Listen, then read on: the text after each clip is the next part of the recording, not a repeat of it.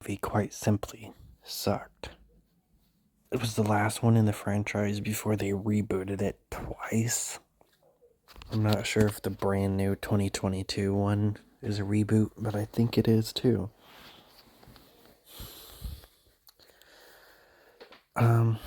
I've been waiting to see this one. I couldn't find it anywhere.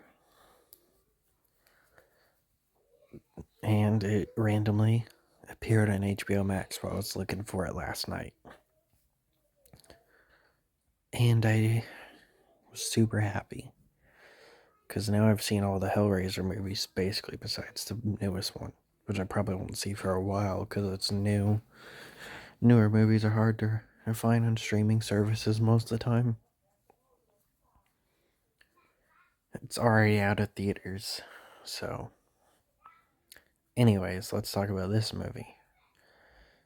There has been romance, but it's not been a main thing in this series. There has probably been sex scenes. I probably don't remember them because it's been a while since I've seen any of the Hellraiser movies. But man, this one really focused on sex scenes. Boobs, small dick jokes, sex scenes, multiple of them. Twist after twist, thinking it's that one dumb movie I saw a while ago. What was it? I know what you did last summer, but it was like the third one. I don't remember what that one's called. That one had a lot of dumb twist. But yeah, this one's like, oh yeah, this happened, this happened, this happened, this happened. This guy's dad. For the longest time, I thought the host was Doug Bradley, the dude that plays Hellraiser, because they look a lot alike. But when I looked it up, it's some dude named Lance. I really thought it was Doug Bradley for the entire movie. And then he gets killed by Pinhead, and I was like, what? How does he get killed by Pinhead when he is Pinhead? But he's not. So this movie tries to do kinda a more modern take because the puzzle boxes are like barely in it, and Hellworld is like all about this video game. I really don't understand why you would do a more modern take in 2005. So it was ahead of its time. Because Home Alone did that with one of its reboots, having computers and stuff in it. I don't even think they really used it much though. But yeah. There's also a sexual assault scene that they do nothing with. She just gets sexually assaulted by some random dude at the party.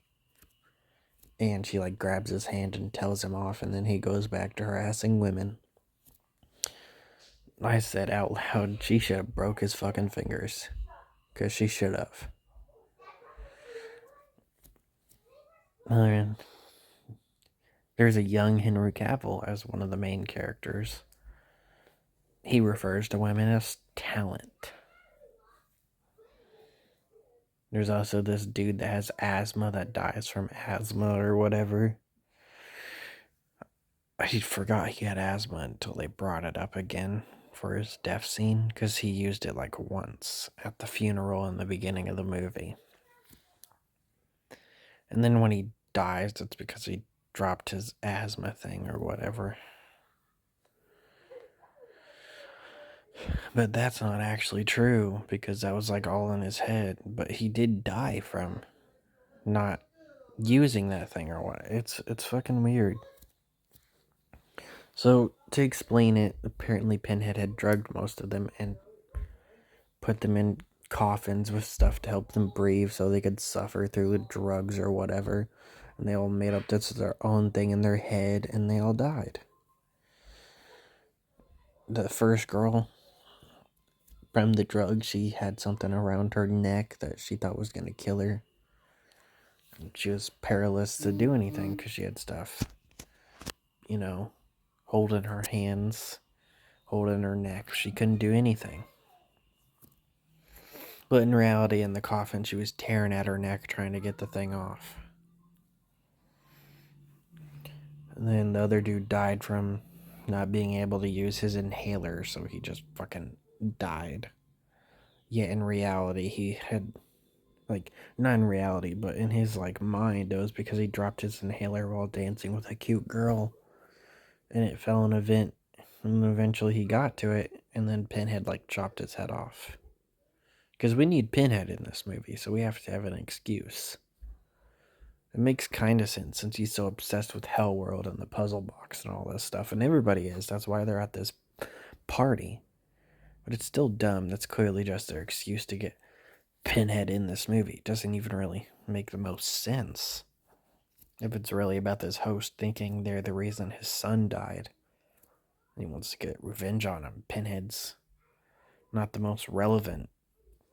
Even though they do tie it in somehow, because apparently Jake had, like, got a girlfriend online, and it was actually his friend that died that the dad blames him. And that's how he got everybody at this party or whatever.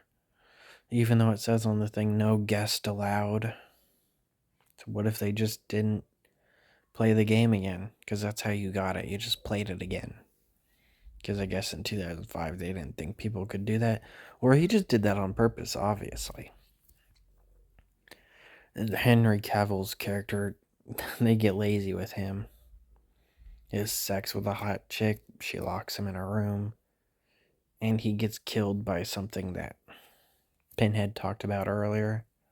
Well, not Pinhead, the host. It's like, oh yeah, they used to kill people at this thing, and he gets killed by that. Well, they say for him, he just died because of fear. He just got too scared from his drug hallucination and died, so that's kind of lazy. Jake almost dies, but through the power of love, because they've been, for some reason, making them really like each other, they survive at the end of the movie. Host gets killed by Pinhead. Then the host shows up after. And they see him in the back seat, tries to attack him. It's such a confusingly dumb movie. I have a lot of love for the Hellraiser movies, even though most of them are bad. Yeah, this movie was not good.